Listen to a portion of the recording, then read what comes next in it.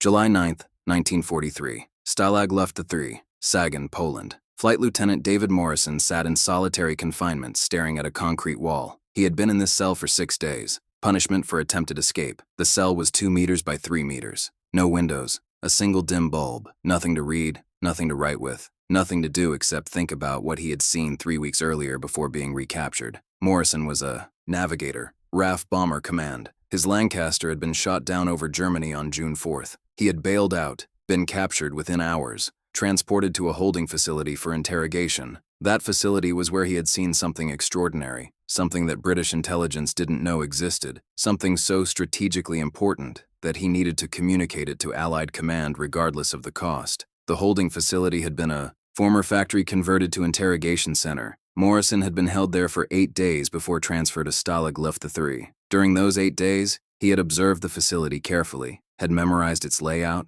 had noticed details that seemed insignificant individually, but collectively suggested the factory wasn't just an interrogation center, it was something else, something the Germans were hiding inside a routine prisoner processing facility. He had seen railway sidings that were too heavy-duty for normal freight, had observed warehouse sections with reinforced concrete construction, far exceeding what interrogation facilities required, had watched German personnel moving equipment under heavy security, had glimpsed through partially open doors what appeared to be manufacturing equipment for precision engineering, had noticed ventilation systems designed to handle chemical processes, had observed all of this while being moved between interrogation rooms and detention cells. As a navigator, Morrison was trained in spatial memory. His job required remembering landmarks, calculating distances, maintaining mental maps of routes. He applied those skills to memorizing the facility layout, counted paces between buildings, estimated dimensions, noted orientations, memorized the positions of every building, railway connection, and security perimeter he could observe, built a complete mental map of the facility's structure. He realized he had been held at a secret German manufacturing site disguised as a prisoner interrogation facility. The site was producing something that required precision engineering, chemical processes, and heavy security. Morrison didn't know what was being manufactured,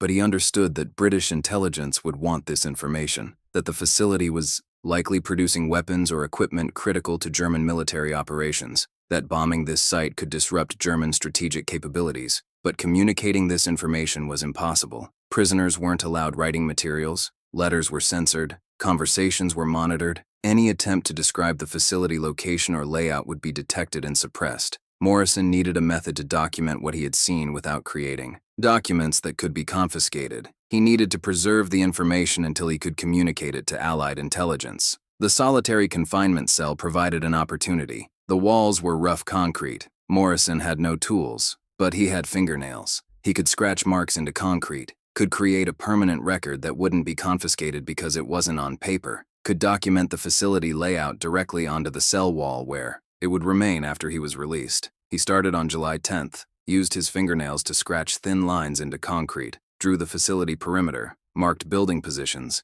indicated railway connections, created a scale map showing every detail he had memorized. The work was painful. Concrete abraded his fingernails. His fingers bled, but he continued. This information was too important. If he died in this camp, if he never escaped, the map on the wall might survive, might be found by another prisoner who could communicate it to Allied intelligence. The map took 4 days to complete. By July 13th, Morrison had scratched a detailed facility layout into the concrete wall, building dimensions, railway connections, security perimeters, everything precisely proportioned, everything accurately positioned based on his navigational memory. It was the most detailed intelligence about a secret German facility that any Allied prisoner had produced, and it was carved into a concrete wall where the Germans would see it. If they inspected the cell carefully, Morrison was released from solitary confinement on July 15th, returned to general population. He knew the map would eventually be discovered, knew that when Germans found it, they would investigate, would realize a prisoner had been documenting their secret facility, would possibly move or shut down operations. But he also knew that prisoners rotated through solitary confinement regularly,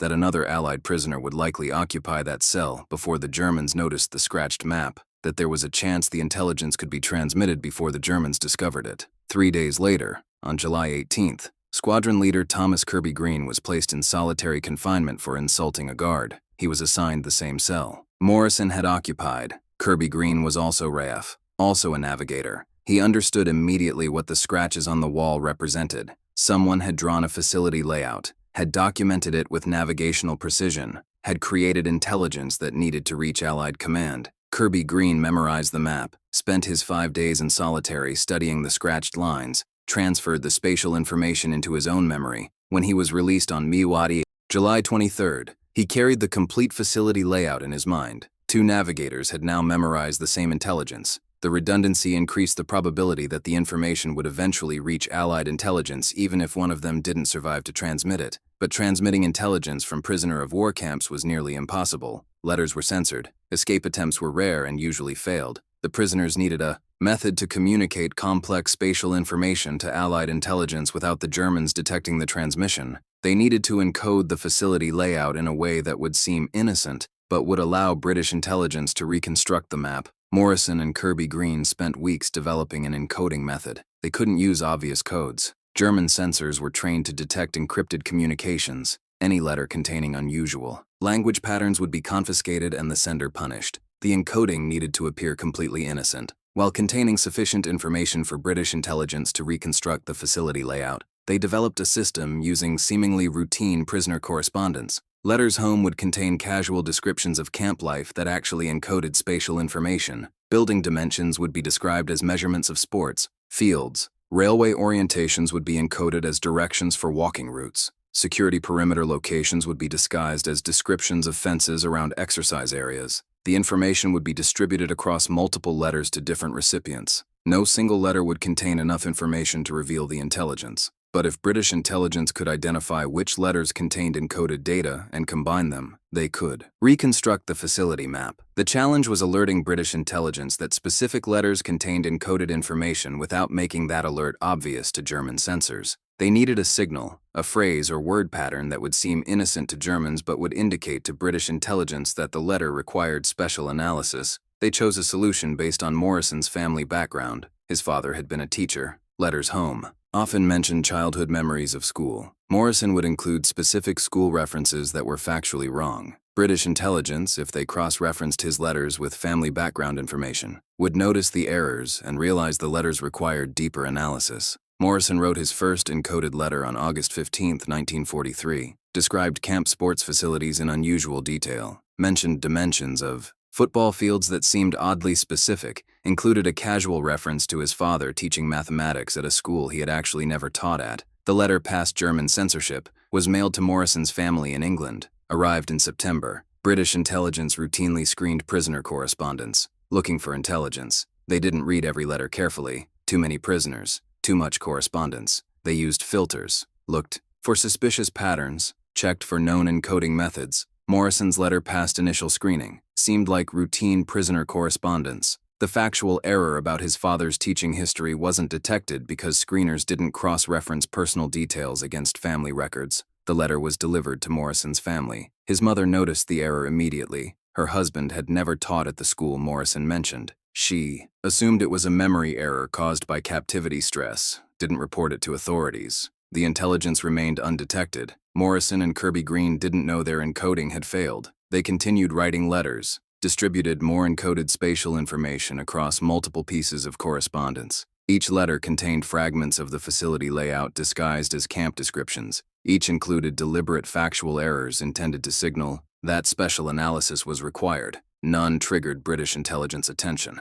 The encoding was too subtle. The signals were too obscure. The intelligence remained undetected. By October, Morrison was becoming desperate. He had been encoding facility layout information for 2 months, had sent multiple letters, had received no indication that British intelligence had detected the encoded data. He needed a more direct approach, needed to make the intelligence impossible to miss even if it meant increased risk of German detection. He decided to attempt escape specifically to deliver the intelligence personally. Stalag Luft 30 had active escape operations. The famous tunnel system that would later be used in the Great Escape was under construction. Morrison volunteered to join the escape committee, explained that he had critical intelligence that needed to reach Allied command. The escape committee was skeptical. Every prisoner claimed to have important information. Most didn't. But Morrison's reputation as a careful navigator and his documented observation skills convinced them to include him in escape planning. The tunnel wouldn't be ready for months. Morrison needed an alternative. He proposed a different method,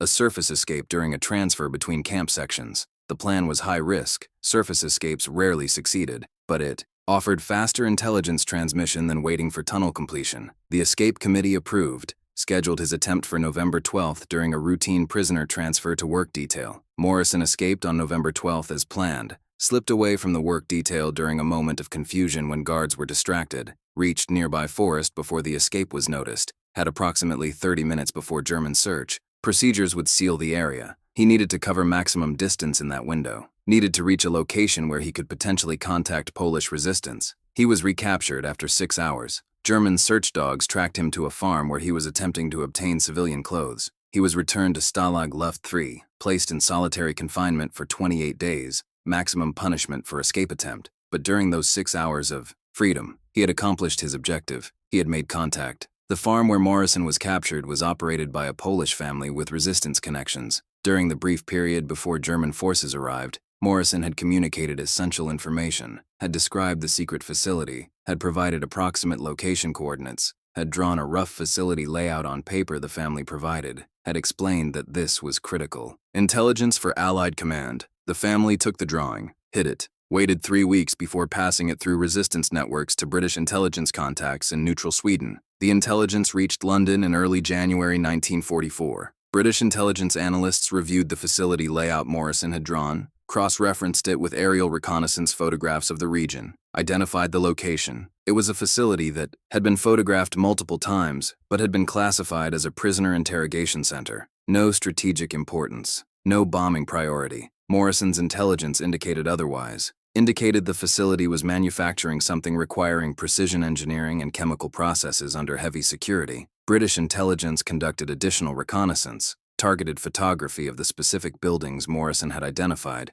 The photos confirmed his observations, showed railway connections that were heavier than necessary for routine freight, showed ventilation systems designed for industrial processes, showed security measures that exceeded what prisoner facilities required. The facility was definitely more than an interrogation center. But what was being manufactured? British intelligence reviewed German weapons development programs, cross-referenced facility characteristics with known production requirements. The chemical processing and precision engineering suggested possibilities, guidance systems, proximity fuses, advanced explosives. Any of these would justify the security and concealment. All were strategically important targets. The decision was made to bomb the facility, not because British intelligence knew exactly what was being produced, but because Morrison's intelligence indicated it was important enough to hide. Inside a fake prisoner interrogation facility, that level of concealment suggested strategic value. RAF Bomber Command was ordered to plan a precision strike that would destroy the manufacturing buildings while minimizing damage to prisoner detention areas. The raid was scheduled for February 20, 1944. 12 Lancaster bombers, low-level approach to maximize accuracy, target the specific buildings Morrison had identified as manufacturing facilities. The bombing was successful. Direct hits on 3 primary buildings. Secondary explosions indicating stored materials were destroyed. Post-raid reconnaissance showed the facility was severely damaged, but the success created a problem for Morrison. German intelligence investigated how the RAF had identified and precisely bombed what they thought was a concealed facility. They reviewed prisoner movements, identified that Morrison had been held at the facility before transfer to Stalag Luft 3, realized he must have observed and communicated facility details. They interrogated him aggressively, wanted to know how he had transmitted the intelligence, how he had communicated from inside the camp, what encoding methods he had used. Morrison revealed nothing during interrogation. He couldn't. Revealing his methods would compromise future intelligence operations by other prisoners, would expose the Polish resistance members who had transmitted his information, would identify Kirby Green as having also memorized the facility layout. Morrison endured interrogation, knowing that silence protected others, even though it guaranteed continued punishment for himself. The Germans searched Stalag Luft 3 systematically, looking for evidence of how Morrison had communicated intelligence. They inspected solitary confinement cells, found the scratched map on the concrete wall in the cell Morrison had occupied, realized he had documented the facility layout while imprisoned, understood that he had created a permanent record that other prisoners could access. The Germans immediately plastered over the wall, destroyed the map, implemented new procedures to prevent prisoners from marking cell walls, but the damage was done. The facility had been bombed. German production capacity had been disrupted. Whatever was being manufactured there had been destroyed or relocated. Morrison's intelligence had achieved its objective. The cost was that he spent the remainder of the war under enhanced security. The Germans classified him as high-risk intelligence asset, placed him under constant surveillance, restricted his contact with other prisoners, ensured he had no opportunity to gather or communicate additional intelligence. Kirby Green was not identified as having memorized the same facility layout. He had never attempted escape, had never been connected to Morrison's intelligence transmission. He remained in general population, continued normal prisoner activities, and continued encoding the facility information into letters. Even though the facility had already been bombed, he didn't know Morrison's intelligence had reached Allied command, didn't know the raid had succeeded, continued transmitting because he believed the information might still be needed. His letters eventually reached British intelligence in March 1944. By then, the facility had been destroyed, but the encoded information in Kirby Green's letters confirmed Morrison's intelligence, provided additional details about facility operations, corroborated that the site had been strategically important. British intelligence filed the information as confirmation of successful intelligence operation, noted that 2 independent prisoner sources had documented the same facility, marked both Morrison and Kirby Green as proven intelligence assets, whose future communications should be prioritized. The war ended in May 1945. Morrison and Kirby Green survived, were liberated by advancing Allied forces, returned to Britain. Both were debriefed extensively by intelligence officers. Both provided detailed accounts of their facility observations and intelligence transmission methods. British intelligence documented their contributions, calculated that Morrison's intelligence had been responsible for destroying a facility producing guidance systems for V-2 rockets, that the February bombing had disrupted production of components critical to German rocket program, that the raid had potentially reduced the number of V-2 attacks on Britain by 20 to 30% in spring 1944. This assessment was classified. The intelligence methods couldn't be revealed publicly. Morrison's scratch map on the concrete wall, Kirby Green's encoded letters, the Polish resistance transmission network, all needed protection for potential use in future conflicts. The prisoners who had gathered and transmitted the intelligence couldn't be publicly recognized without compromising methodologies.